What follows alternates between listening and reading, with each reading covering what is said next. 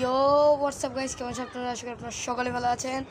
আপনাদের আশায় আমার কিন্তু ফাইনালি কোথায় ঢুকে বললাম ভাই, আরে ভাই এটা কী হইতেছে? যে আমার কিন্তু ফাইনালি কিন্তু 30টা কিন্তু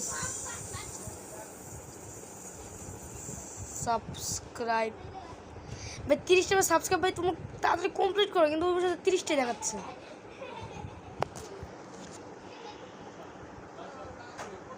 হ্যাঁ 30টাতে সাবস্ক্রাইব হয়ে গেছে আমার।